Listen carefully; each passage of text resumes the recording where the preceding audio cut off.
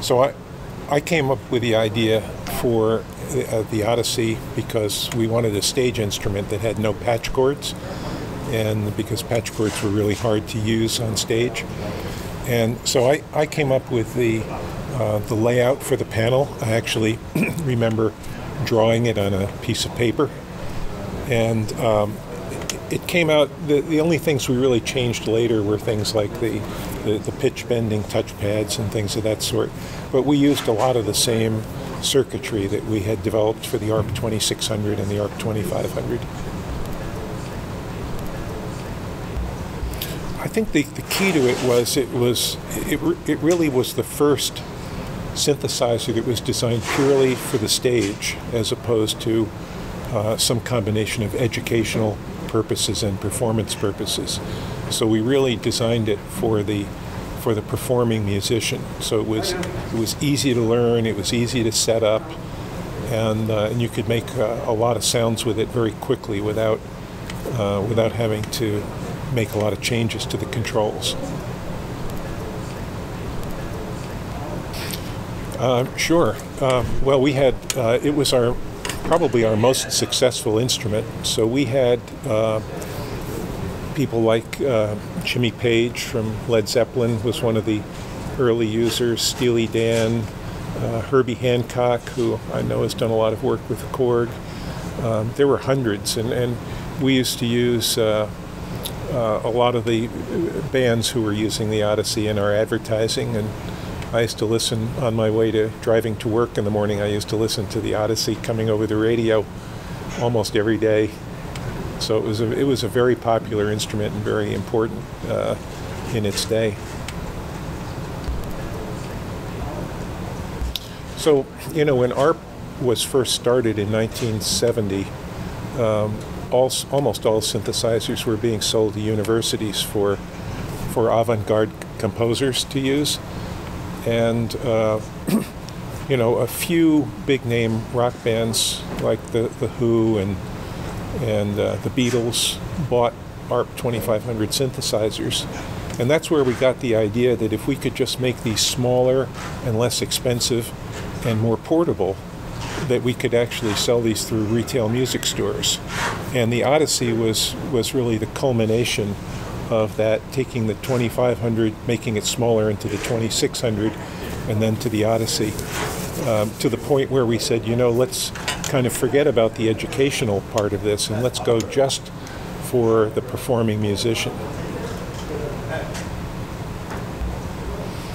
Well, I got a call from KORG one day, completely out of the blue, saying they were interested in coming out with a replica of the original ARP Odyssey. And I had noticed that the prices of the old original Odysseys on eBay had been going up and up and up. And so it was obvious that people wanted to use these old analog synthesizers again. And so I was delighted when KORG called and said, you know, they wanted to make a replica of the original Odyssey and be very faithful to all the circuit design and all the different nuances that went into the design. And I have to say, when I opened the box and looked at the one that you sent me from the factory, it was like going back in time.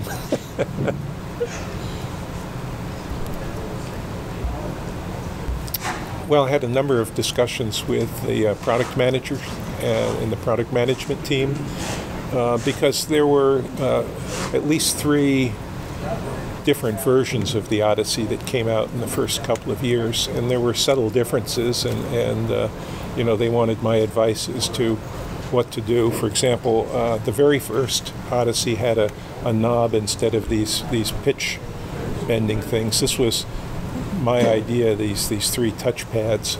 I think that was the first time anybody had used anything like that on a electronic musical instrument. And we switched over to that probably 2 years or so into the production of the Odyssey. And I thought it was a big improvement over the pitch bending knob. And so I encouraged KORG to go with this instead of the knob.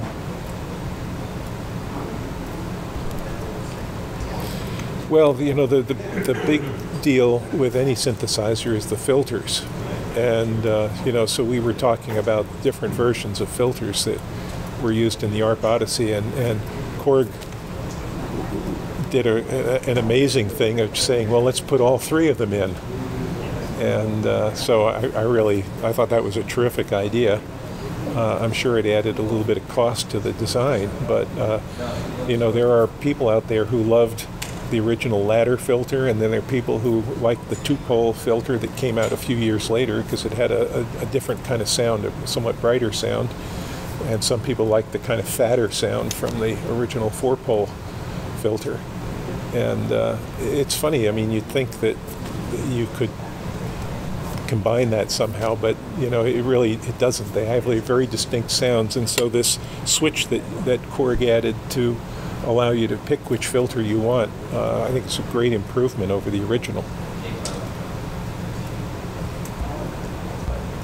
Well, the first thing I noticed is it came with a carrying case, and that was always a problem for us at ARP. We always had third-party companies making carrying cases. Our carrying case was terrible. It was wood, vinyl-covered wood, and it weighed twice as much as the synthesizer did. So I was really impressed with the fact that you guys had decided to ship it in a carrying case to start with. That's a really nice touch, and I think something that the performing musicians will really appreciate. Makes it so much easier. But when I opened the box, even the texture of the paint on the panel and the exact matching of the colors was just so good. It was like, it really looked exactly like the original. So, I mean, the impression it made was terrific. The only thing is, when I looked at the back, there was a MIDI connector on yours, and MIDI hadn't even been invented when the original Odyssey came out. So that was like, wow, what a great idea. Well, the original ARP logo, the one that we see back here, my wife actually designed that. She's a graphic artist, and I think we designed that in 1970, just after we started the company. And somewhere along the line, some consultant decided that this was a more modern-looking logo. So somewhere in the mid-1970s, we started using this logo on the instruments themselves, but we kept the treble clef ARP logo for corporate kinds of purposes.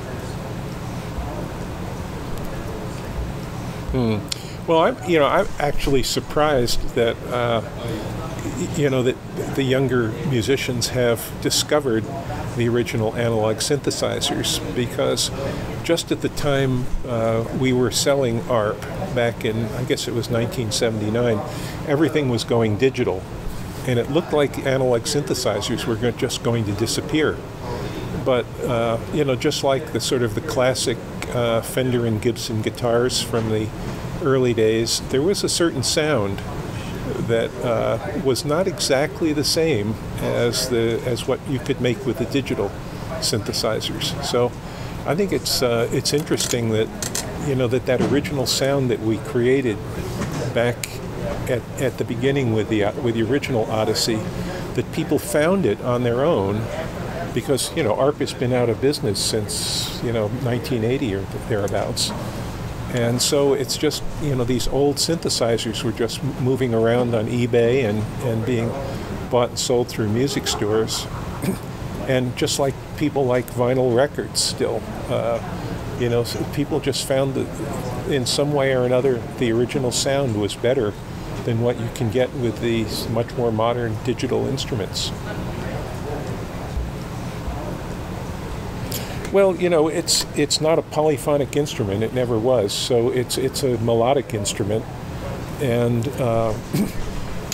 so I'd certainly like to see it get back into the studio, being used for movie soundtracks and things of that sort. And being a jazz fan, of course, I think it's a really good instrument for jazz musicians. So I think those are. I know most of the people who buy them are rock musicians, but because it is such a melodic kind of instrument, I'd love to see it get used more in jazz and in film scoring and that sort of thing. Sure.